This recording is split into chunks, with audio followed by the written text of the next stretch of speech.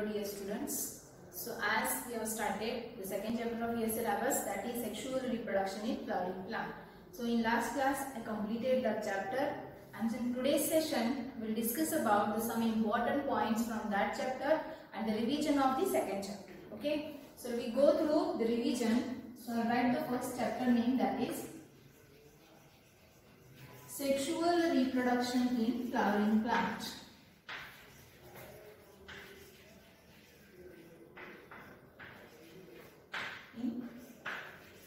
Flowering plant.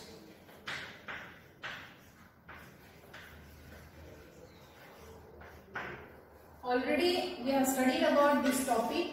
Today only we will discuss about what are the important points from the chapter. For 5 marks question, how they will ask the questions. Okay. So first, before starting the revision of the chapter, first we will go through the structure of flower. So in flowering plants, what is the reproductive structure? The flower is the reproductive structure. So what are the parts of a flower? There are important parts of flower. 2 whorls are present. Flower. So what are the 2 important whorls? First one is accessory whorl, or it is called as the helping whorl. And the next one is, the second important one is the essential and reproductive whorl, or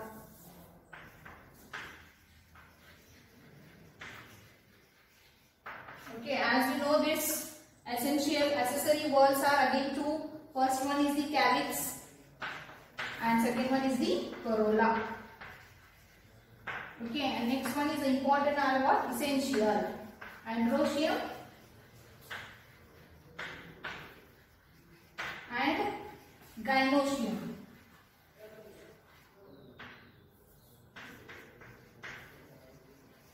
Okay, so see, these are the 2 important words. That is, first one is the accessory word or the helping word, which is again the 2 parts are comes here. First one is the calyx, the second one is the corolla. Next word is the essential word, or it is called as the reproductive word. In that, what will come? The 2 parts of the flower will come. That is, first one is the androecium and second one is the gynoecium. So we have to focus the 2 parts, that is androecium and the gynoecium, because the androecium is what? Male reproductive structure. It is the male reproductive structure.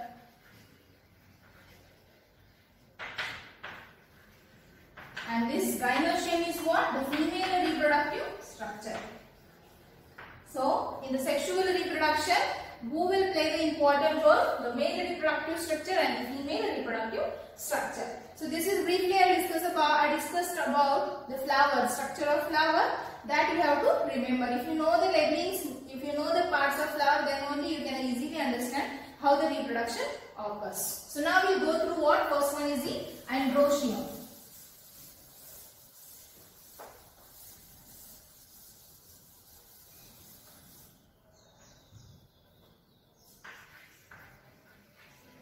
Androecium, which is the male reproductive structure. The individual unit of the androecium is called as what? Stamen.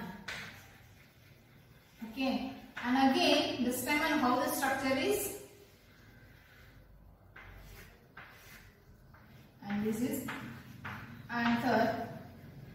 Next, this one is the filament. So as this male reproductive structure, that is androecium, which has an individual unit that is called as the stamen. Stamen again has the 2 main parts. First one is the anther and second one is the filament. So here we have to focus to this part, anther. Why? Means inside the anther there is a presence of pollen grain, which is known as the male gametophyte, and which will give the formation of the male gametes. Okay. So now here the important part from this androecium is, first we'll see the this tears of anther, structure of tears of anther, that is very important for examination for 5 marks. Tears of anther, and which is also called as the microsporangium.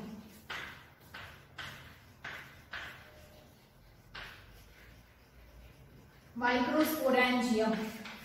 So this will be asked for 5 marks in examination. They may be asked, draw a neat label diagram of the microsporangium, or it may be asked as a draw a neat label diagram of TS of anther, or it may be asked as explain the structure of TS of anther or explain the structure of microsporangium.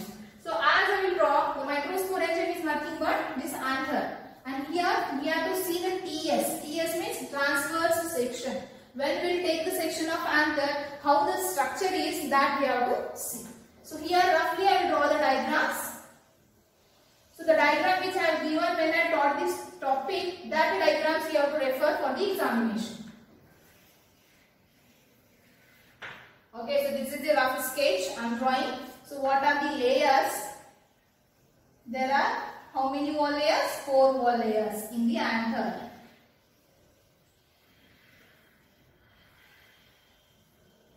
This is one. Next, this is the second. You just make practice of drawing these all the diagrams whatever we discuss in today's session.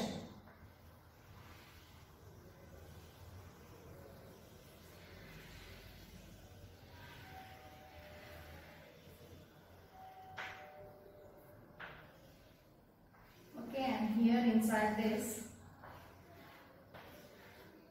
So what are the labelings? This one is the epidermis. And this one is the endothecium. This one is the middle layer.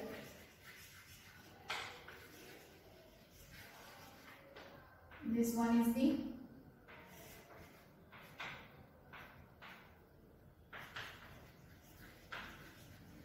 tapetum. And inside is what is present? A mass of a sporogenous cells.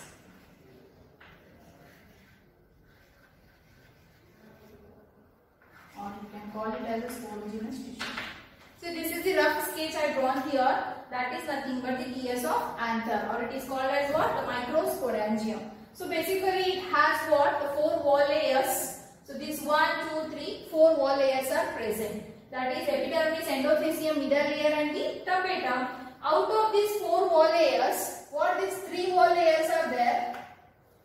These are the outermost wall layers, and which its function is what? Protection.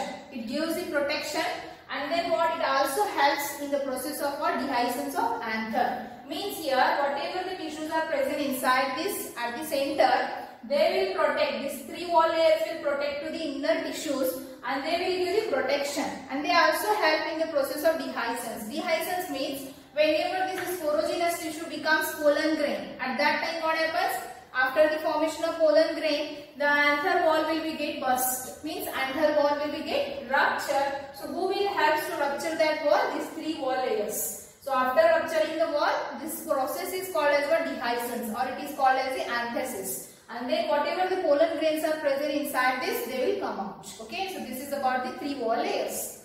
Next one is, this is the 4th wall layer, that is what? The tapetum. Tapetum is what? It is the innermost layer, and which gives what? The special protection, or which gives the nourishment to the developing pollen grain.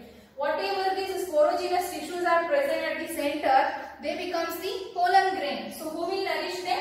This tapetum will be nourished. So the cells of the tapetum possess more than 1 nucleus, and which is filled with what? The reserve food material, which will give the nourishment to the developing pollen grains. And at the center, there is a presence of what? A mass of embryonic cells, and these are called as the sporogenous tissue, which will be later develops into the pollen grains, and that forms the male gamete. So this is about the structure of microsporangium. You can see by this diagram, the microsporangium is what? It is the tetrasporangiate, okay, which is bilobed. See here, this is the one lobe. You can see in this diagram, this is the one lobe and this is the another lobe. So how many lobes are there? 2 lobes, bilobed. And inside each lobe, there is a presence of 2 pollen chambers. You can see this one and this one. And here this side, this one and this one. So here the angiosperm anther is the bilobed, and it is the tetrasporangiate, means 4 sporangia sporangia are present. So this is about the microsporangium. You have to practice the diagram and you have to go through the explanation. If the question is asked, explain the structure of microsporangium, then you have to write, you have to draw the diagram and you have to explain the points. If it is asked only the diagram, means draw a neat label diagram of microsporangium, then you have to draw only diagrams. Okay, is it clear this point? Next, we have to see about the process of microsporogenesis, which is also very important for the 5 marks.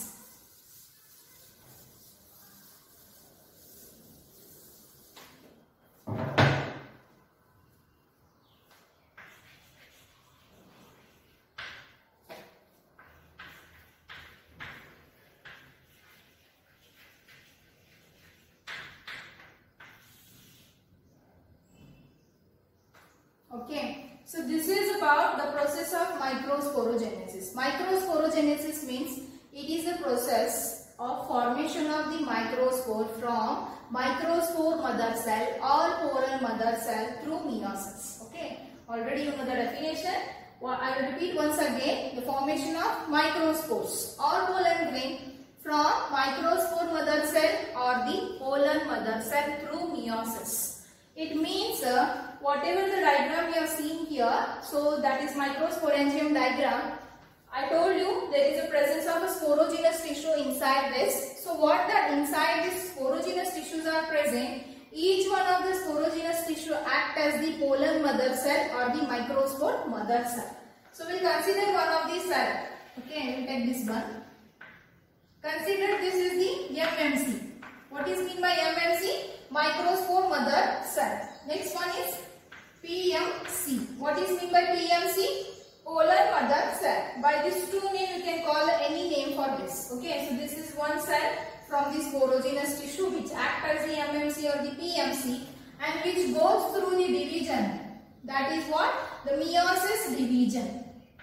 So as you know, the meiosis are of two types. First one is meiosis 1 and meiosis 2. So meiosis 1 will be complete and which gives the formation of the two cells, which is called as what? The microspore dyad. Microspore dyad. Further, the meiosis 2 continues and which gives the formation of the microspore tetrad. Okay, how it forms. See, the 4 cells are forms.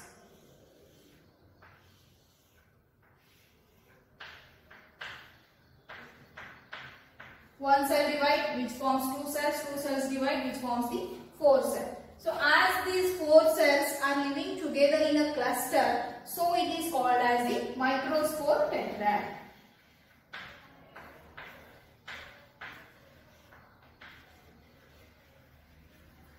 What it is? Microspore tetrad. Okay, and then what happens here now? The microspore tetrad is formed. After the formation of the microspore tetrad, these all together lives in cluster. Then what happens? They will dissociate from each other. They will get separate from each other, and each one of the microspores undergoes in the formation of the pollen grain. How it forms? We'll see. See, these 4 are there which get dissociate. Dissociate means separates.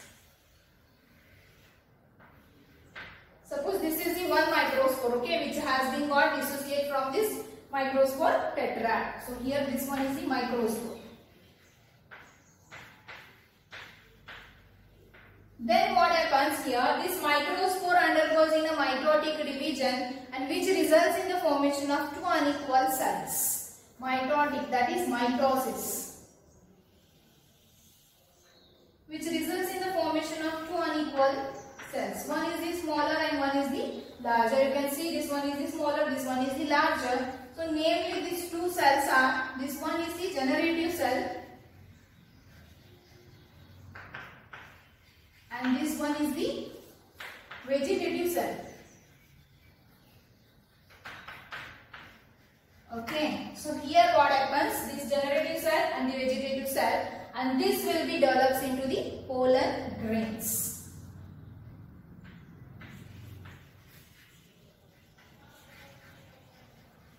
See here, the microsporogenesis process, the formation of microspore from the microspore mother cell or the pollen mother cell through meiosis. Meiosis 1 occurs, there is a formation of two cells that is called as the microsporidiad. Further the meiosis 2 continues and which results in the formation of microspore tetrad. So whenever they will get dissociate from each other, when they will get separate from each other, each one of the microspores undergoes in a mitotic division which results in the formation of two unequal cells. One is the smaller and one is the larger. So that is what this smaller one is called as the generative cell and the larger one is called as the vegetative cell. So that develops into the pollen grain, which is nothing but the male gametophyte structure. So this is about the process of microsporogenesis. It will be asked for 5 marks in the examination. What is microsporogenesis? Explain the process of microsporogenesis. At that time, you have to write the definition and you have to start explaining this process along with this diagrams. Okay, following diagram. Now we have to see about structure of pollen grains.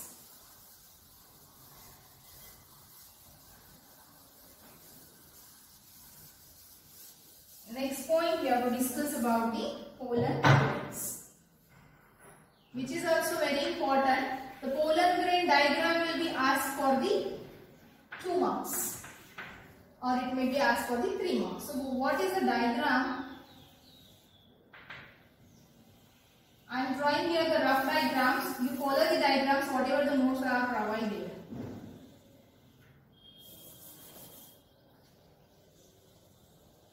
Okay, like this it is present.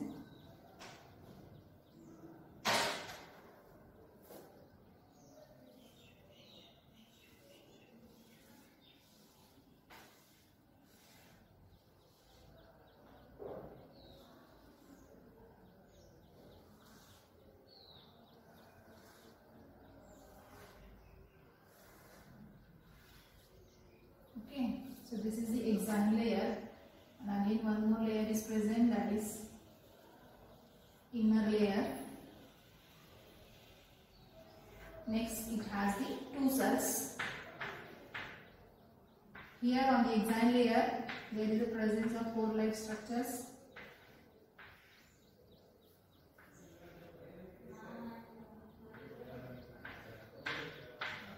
Okay. So this I have drawn the rough sketch of the structure of the pollen grains. So pollen grain has the 2 wall layers. First one is the exine and another one is the intine. On this layer what is present?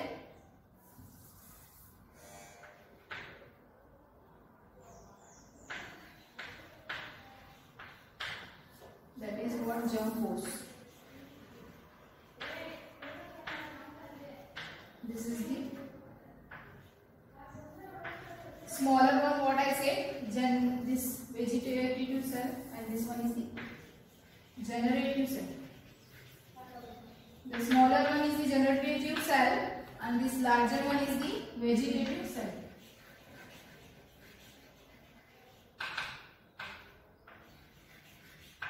Okay, so as you know that this already I explained in the last classes.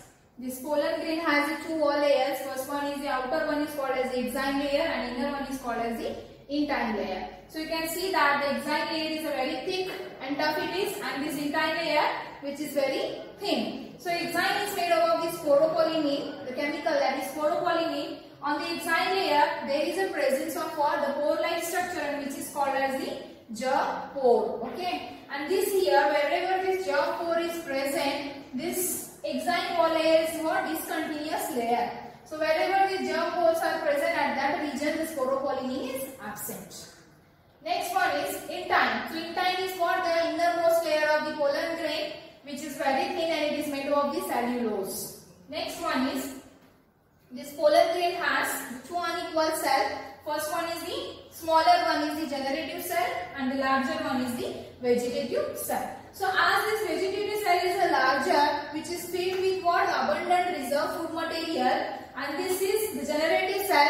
Later it undergoes in the division which results in the formation of 2 male gametes. So this vegetative cell which is filled with the reserve food material which will give this what? Nourishment to this developing male gametes. gametes, that is generative cell. So how this male gamete formation takes place, we will see from the generative cell.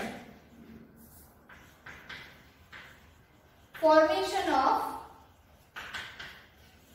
male gamete. Okay, so as this is the structure of pollen grain which is formed after the completion of the microsporogenesis. You can see this one. This is the pollen grain. Then what happens? That will be undergoes in a mitotic division. So this generative cell will undergoes in a division and this vegetative cell remain as it is. So generative cell undergoes in a division. See, we will write here GC, generative cell, and this one is the BC. So generative cell divides. The nucleus of generative cell divides. So you can see here in this pollen grain, now you can see the 3-celled stage is present. This is the 2-celled stage after the formation of male gamete. So this generative cell divides and which results in the formation of male gamete.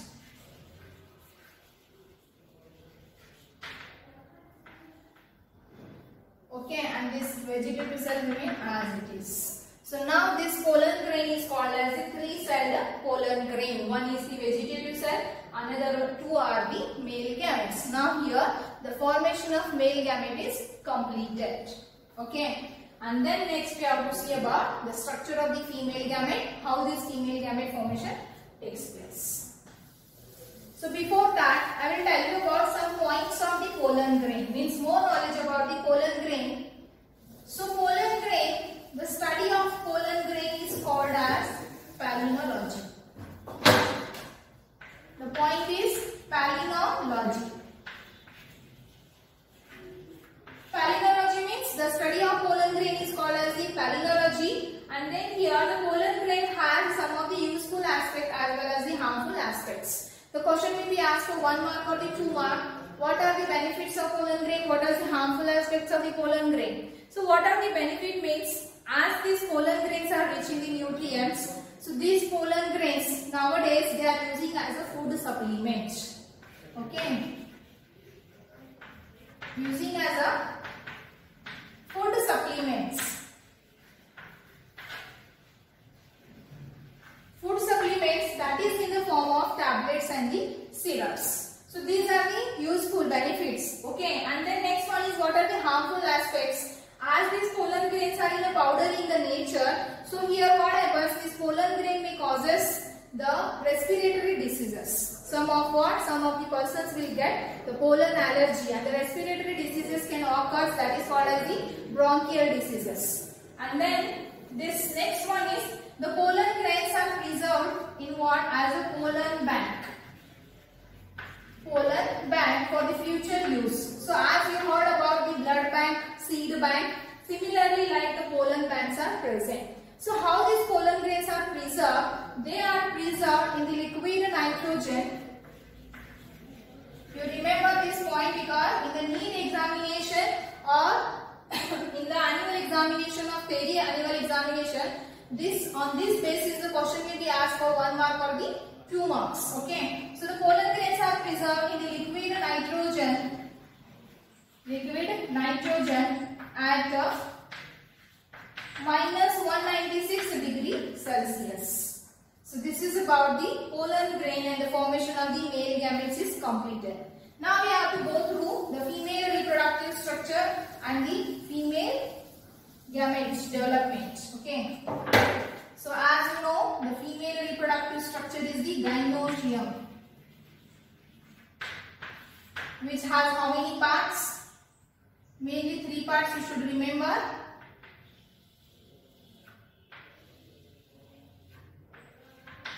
So this is what? Stigma, style and ovary. So as this gynoecium is also called as the pistil, and the individual unit of the gynoecium is called as the carpel. Okay, so this is one carpel. The carpel has mainly 3 parts. First one is the stigma, style and the ovary. Then here, this inside the ovary, what is present? The ovules are present. So this is about the structure of the gynoecium. So now we have to go through the structure of the megasporangium. How we have seen the microsporangium, like that we have to see about the megasporangium.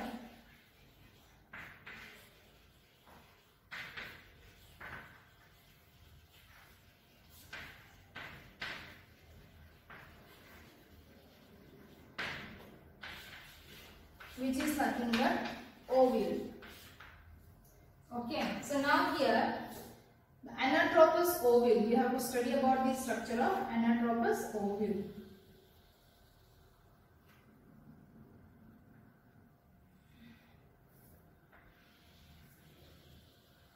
As I am drawing here the rough diagrams.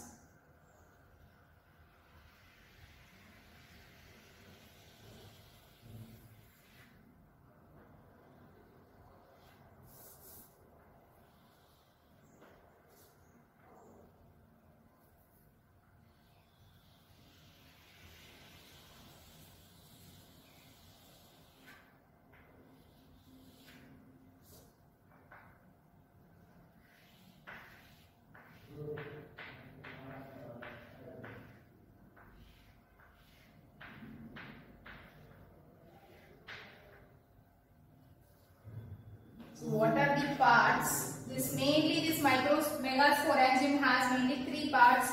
First one is the integument, next one is the nucellus, and the innermost is the embryo sac. So this is integument. Two integuments are present here. Outer integument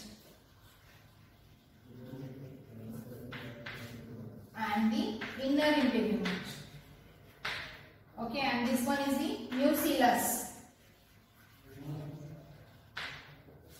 And this one is the embryo sac. So embryo sac again have the 7 cells. So we will discuss later about the cells of the embryo sac. This is the funicle.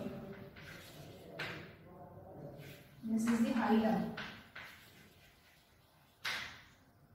Okay. So here the structure of megasporangium, which is nothing but the ovule. So in this angiosperms we have to see here the anatropous ovule. Mainly this anatropous ovule has, first one is, there is at one side there is a small opening and it is called as what, the micropylar region. So this is the, you can see this one is a small opening which is called as a micropyle.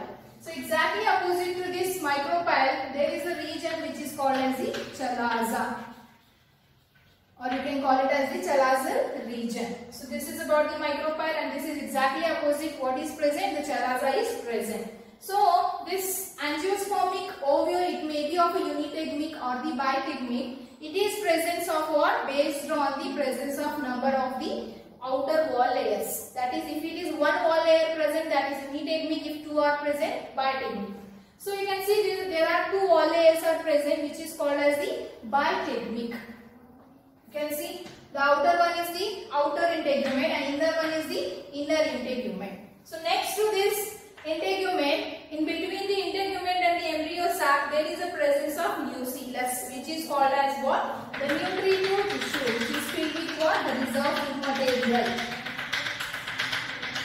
So this is the nucellus, okay, which gives a nourishment to the developing embryo sac. So at the innermost layer, there is a presence of the embryo sac, and embryo sac of this angiosperm's ovule is what?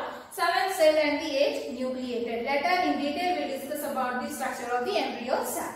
So next one is, this is what? The stalk of the ovule. Okay, the stalk of the ovule which attaches to the ovary is called as the funicle. And then next, this is the hilum. So hilum is the region where this ovule, the body of ovule is connected to the funicle and it is called as the hilum. So this is briefly about the structure of megasporangium. It may be asked about in examination about for the 5 marks.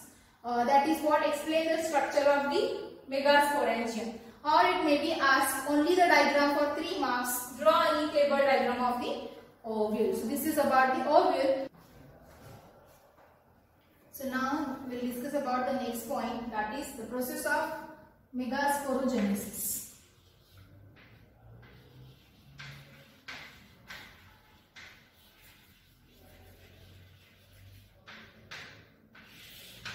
Okay, so megasporogenesis, as we have already seen the definition of microsporogenesis, the definition of megasporogenesis as same, only you have to replace the microspore, you have to add the megaspores. So what is the definition? So the megasporogenesis, it is a process of formation of megaspores from megaspore mother cell through meiosis. So there MMC, we have seen that the MMC acts as in the microsporogenesis as the microspore mother cell. In the megasporogenesis process, the MMC acts as the megaspore mother cell. So before this, we have seen that the structure of the megasporangium, that is nothing but ovule. So there we have seen the mainly three parts. First one is the integument, second one is the nucellus, and third one is the embryo sac. So we will go through first what? The nucellus. So nucellus is the tissues which are present in between the integument and the embryo sac. So nucellus are what? It is filled with the reserved food material and then which gives the nourishment to the developing embryo sac. So the cells from the nucellus act as the MMC, that is megaspore mother cell. How this process starts? It starts from a single cell.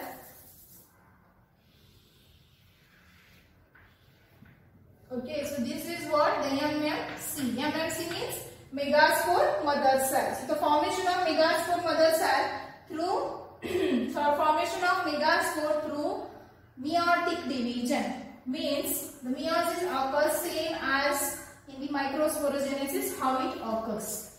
So first one is the meiosis 1, which give rise to what? The two cells, the formation of two cells. So here it is called as the megaspore dyad.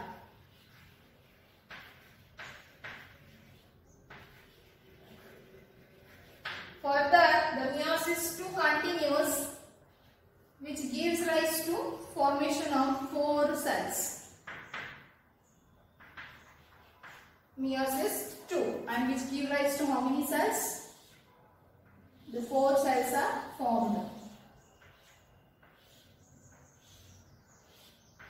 1, 2, 3 and 4. So as already you know that this megasporangium or ovule has the two regions. You consider this may be of a micropylar region or this may be of a chalaza. So wherever the micropyle is present, opposite to that what is present? The chalaza is present. So at the end of this meiosis 2, there will be the formation of 4 megaspore, and this is called as what? The megaspore tetrad.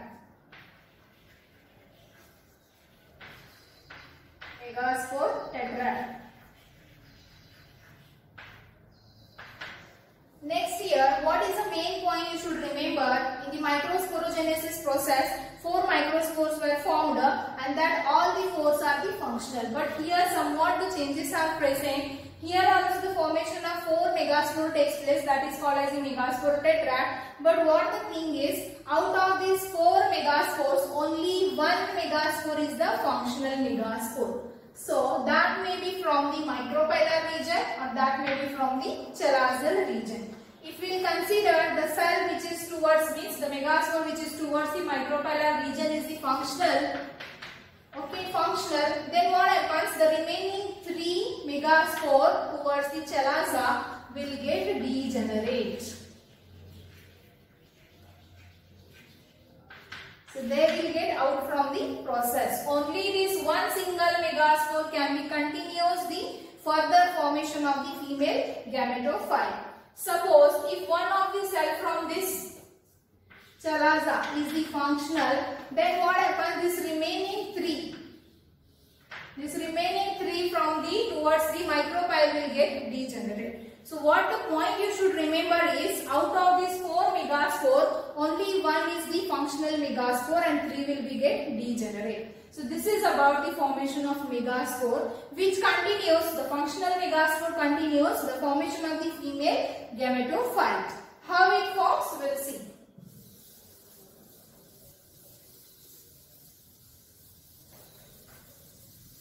Formation of the female gametophyte. So whatever this functional megaspore is that. So here I will draw this one is the functional megaspore.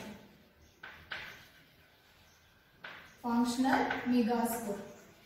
So here what happens? The nucleus or megaspores divide 3 times by mitotic division. So this functional megaspore undergoes in a division which results in the formation of 2 nuclei in the cell.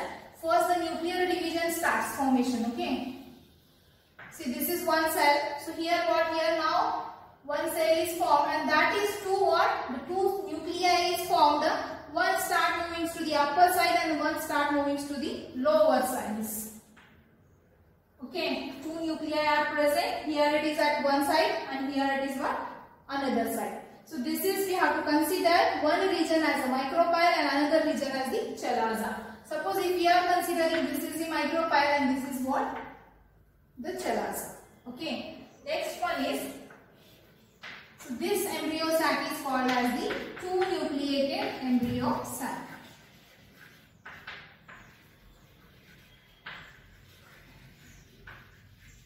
This is called as the 2 nucleated embryo sac. Next, further one more time division occurs, and that division to exactly opposite poles. So here at this one region the 2 nuclei are present and another region the 2 nuclei are present. Totally how many nuclei are there here? 4 are there. So this is called as the 4 nucleated embryo sac.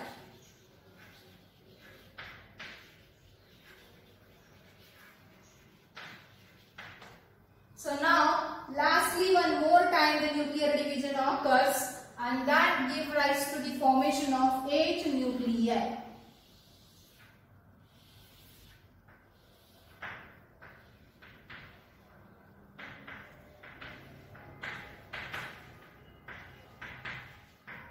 Okay, so see, one functional megaspore undergoes in a division which forms the 2 nuclei, which is called as the 2 nucleated embryo sac.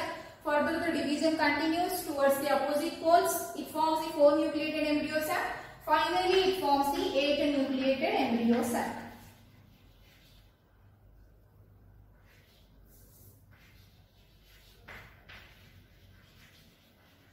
So now the embryo sac is what? 8 nucleated. So now here the division stops, and then what later what happens? One of the cell from the chalaza. So already I told you we have to consider any one region as the micropyle, any one as the chalaza. So this is micropyle, this is chalaza. One cell from the chalaza region, one cell from the micropylar region starts moving towards the center. So how they will come here, we'll see.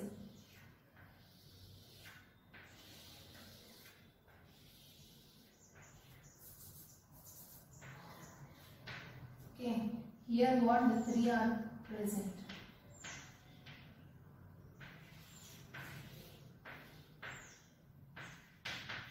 Three are present. One from this micropyle, one from the chalaza comes towards the center. Okay, and which will be develops into the embryo sac.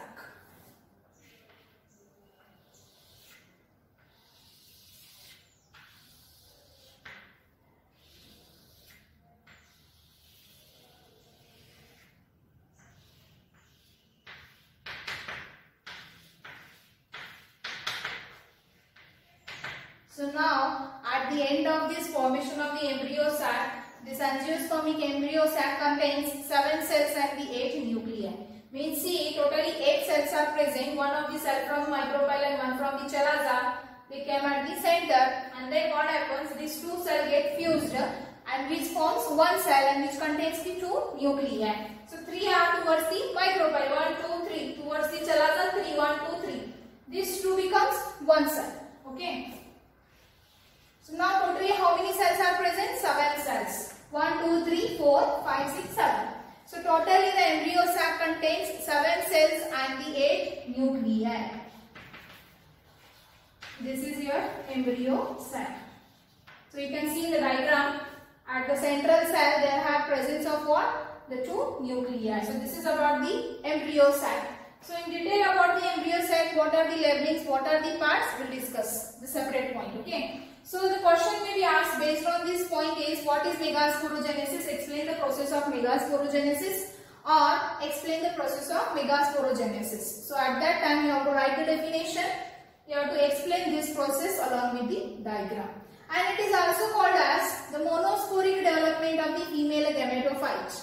So female nothing but your embryo sac. Remember that embryo sac is the female gametophyte. Why it is monosporic means the development of the embryo sac starts from a single functional megaspore. So it is called as the monosporic. Mono means a single. Okay. So single functional megaspore undergoes in a diligence which results in the formation of female gametophyte. Question may be asked, explain the monosporic development of the embryo sac formation. So again you have to write this same. Now we'll discuss about the structure of the embryo sac.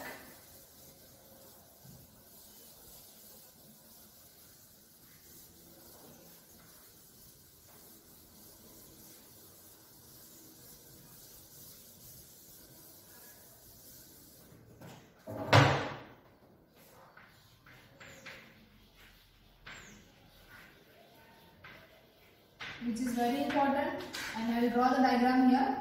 You also draw and make the practice of drawing this diagram.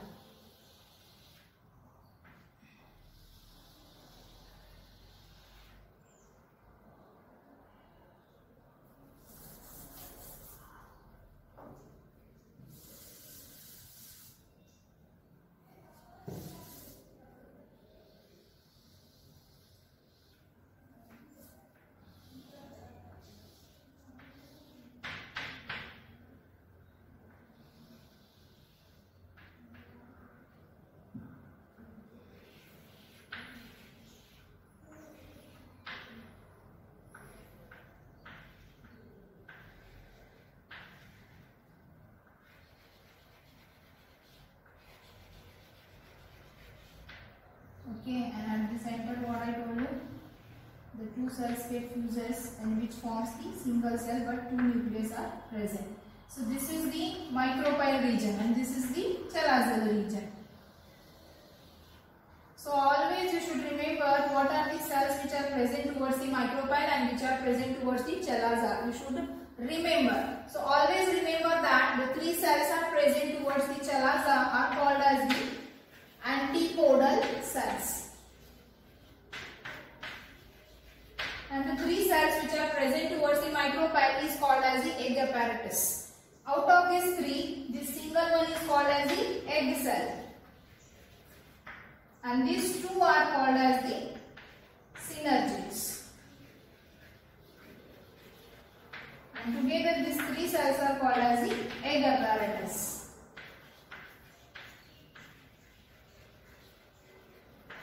Okay, and in the synergids there is a presence of filiform apparatus.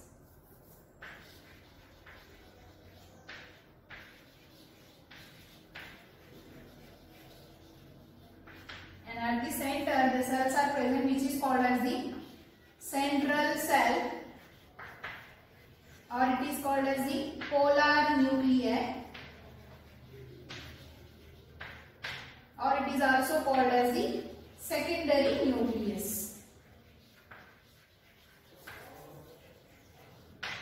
Okay, what is the explanation to this embryo sac? The question may be asked, explain the female gametophyte structure. Female gametophyte and embryo sac, the meaning is same. You have to draw this diagram and you have to explain the points, or only the diagram may be asked for 3 marks. So you have to label. Then we will go through the explanation. So as usually this embryo sac again has the two regions, micropyle and chalaza. So especially this angiospermic embryo sac is 7 cell and the 8 nucleated. 3 cells are located towards the chalaza region, and that is namely it is called as the antipodal cell. You remember always, if you are giving this chalaza region, then you have to draw here the antipodal cell. Wherever the chalaza region is present, it may be upside, it may be downside, you have to consider, but the cells which are present towards the chalaza is called as the antipodal cells. Then the cells which are present towards the micropylar region are the egg apparatus. Out of these 3 cells, one is called as the egg cell and these 2 are called as the synergids. So here synergids, in the synergids there is a presence of what? The special cellular thickening. You can observe here the finger-like projections are present, and this is nothing but the cellular thickening which is called as the filiform apparatus. What is the function of filiform apparatus? It guides the pollen tube to enter inside the embryo sac. So when we go through the fertilization process, at that time you will understood. Just to remember the function of apparatus, filiform apparatus is it guides pollen tube to enter inside the embryo sac. Next one is at the center there is a presence of cells, two cells which fuses and which forms what? A single cell and which has the two nuclei. It is called as the central cell because it is present at the center, or polar nuclei because it comes from the two opposite poles. Two cells came from the two opposite poles. Or it is called as the secondary nucleus because it has the two nuclei which nature is what? Diploid. Two Ns. Okay, so this is about the embryo sac, structure of the embryo sac. So in this session we have discussed what? The formation of male gamete and formation of the female gamete, that is structures and the processes. Microsporogenesis, megasporogenesis. Okay, this completes here the first event of sexual reproduction, that is what? The gametogenesis process is completed. Next we have to see what? The gamete transfer. So in today's session what I am discussing the points, only the important points from the second chapter. Okay, now we have to see the transfer of gametes, that is by the process of pollination.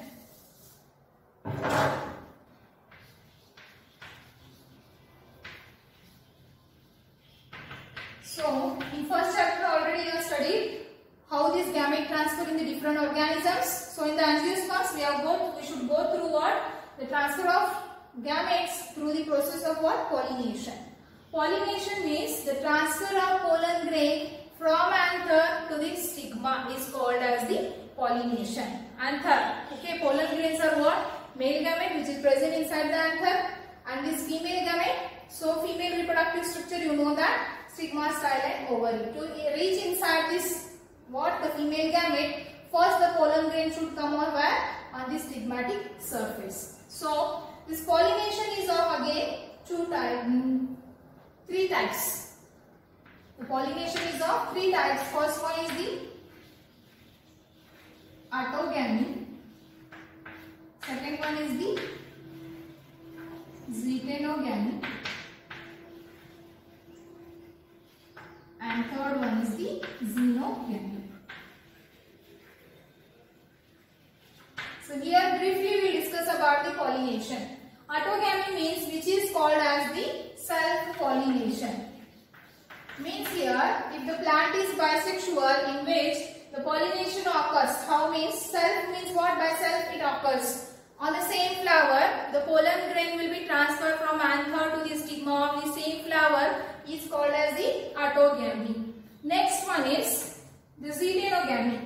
Xenogamy means here in one single plant there is a presence of unisexual flowers. Means the male flower is different and female flower is different, but they both are born on the same plant. So xenogamy means the transfer of pollen grain from anther of one flower to the stigma of the another flower born on the same plant is called as the xenogamy. Xenogamy means a complete cross pollination. So the pollination which occurs in between two different plants means one plant is a male, another plant is a female. So in between these two plants, whatever this pollination occurs is called as the xenogamy. The definition is what? The pollination which takes place in between the two different plants is called as xenogamy. And in this autogamy, we have discussed what are the conditions and how it occurs. We are seeing here the two types of flowers, that is chasmogamous flowers and the clistogamous flowers. So chasmogamous flowers are those flowers in which they have the well exposed anther and the stigma, means open the flower. And the next one is the clistogamous flower, means the flower which do not open at all, means completely closed flower. In that what? The self pollination occurs. That is nothing but autogamy. So this is about what? The types of the pollination. Next one is xenogamy. As I told you, it occurs in between the two different plants. Here what happens? To reach the pollen of one plant to the another plant, some of the sources are needed. Okay. So based on that sources, whatever the sources are needed, that is called as what? The pollinating agents. And the pollinating agents, based on the pollinating agents, the pollination is of different types.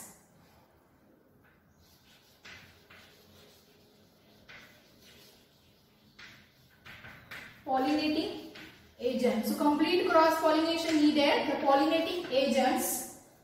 What are the pollinating agents? They may be the biotic or abiotic. Okay, abiotic and biotic means, biotic means the non-living, and this abiotic means non-living, biotic means living agents. Based on the source of pollens, there are pollinating agents or of different types of pollinations are present. First one is anemophily. Second one is hydrophily. And third one is the zoophily. This is what based on the sources. So first of all, we will go through the anemophily. Anemophily, the pollination which takes place by wind is called as the anemophily.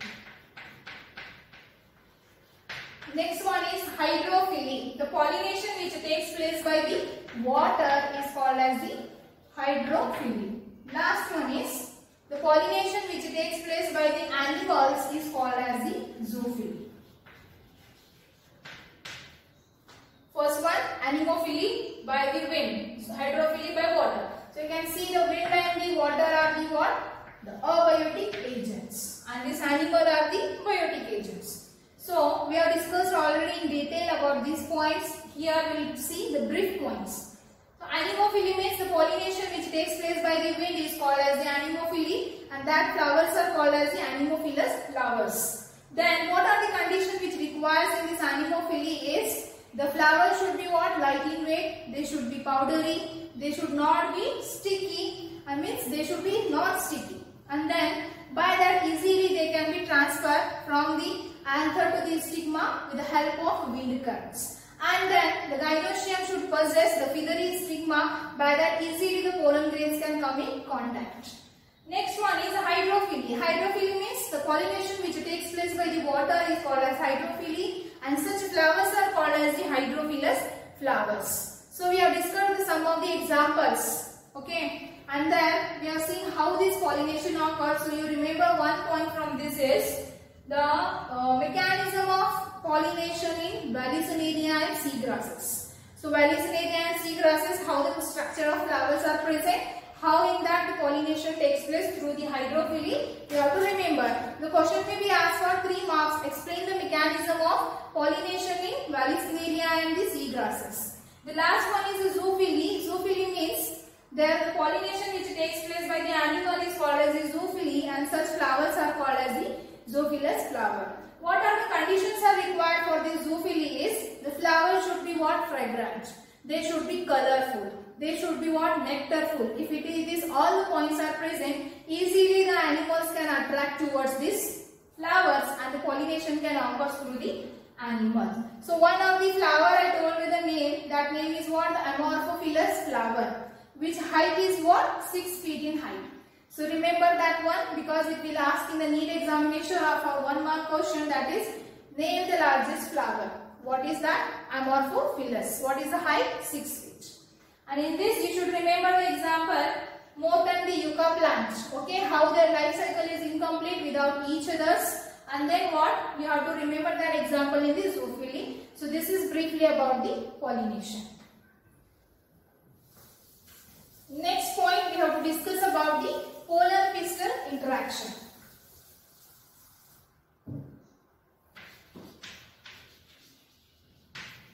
Pollen-pistil interaction.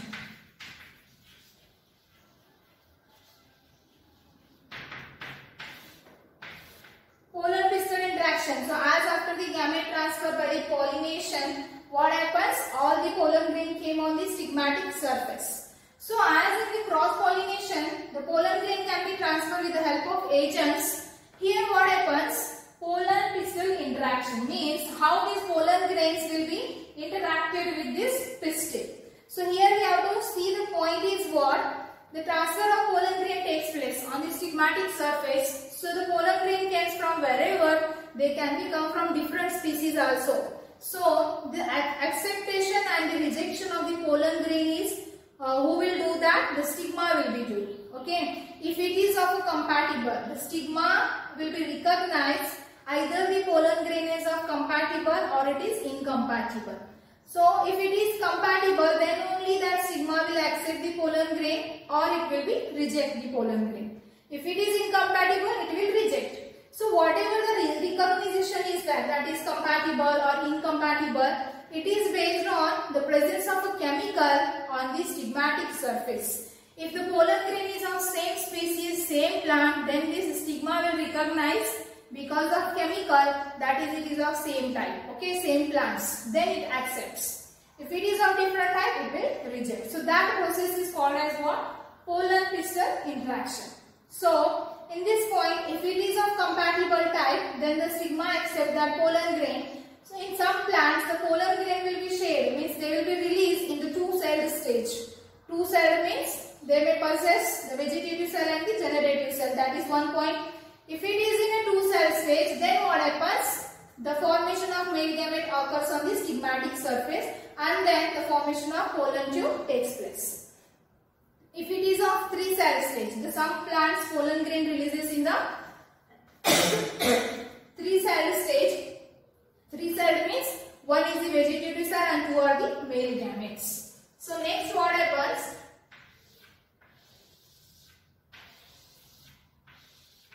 Pollen grains are here.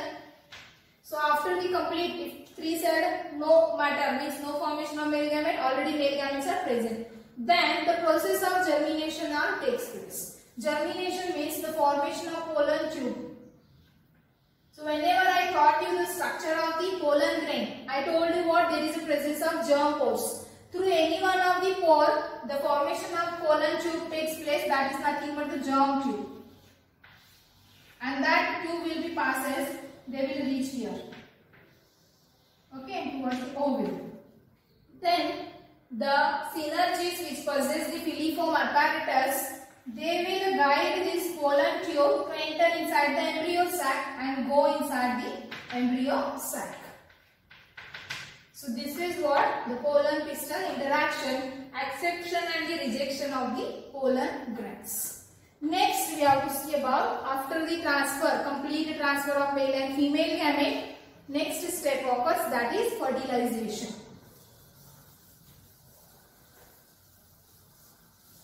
And in angiosperm, what kind of fertilization occurs? Double fertilization. Double fertilization. Okay. So we'll go through only the embryo sac diagram. Suppose this is the one embryo sac diagram. What the cells are present towards this micropyle is 3 cells. Egg apparatus, and here 3 antipodal cells, and here the central cell. So consider this is the pollen tube. So from this pollen tube, the male gamete enter inside the embryo sac. One male gamete fuses with the egg cell. Another male gamete fuses with the central cell. So what the procedure is? So before writing the procedure, I tell you what is double fertilization. Double fertilization in angiosperm is a special kind of fertilization in which we have seen that the formation of 2 male gamete occurs. So at the same time, 2 male gamete fuses with the 2 different components of embryo sac. So it is called as the double fertilization, in which the synagamy and triple fusion takes place. Synagamy and triple fusion.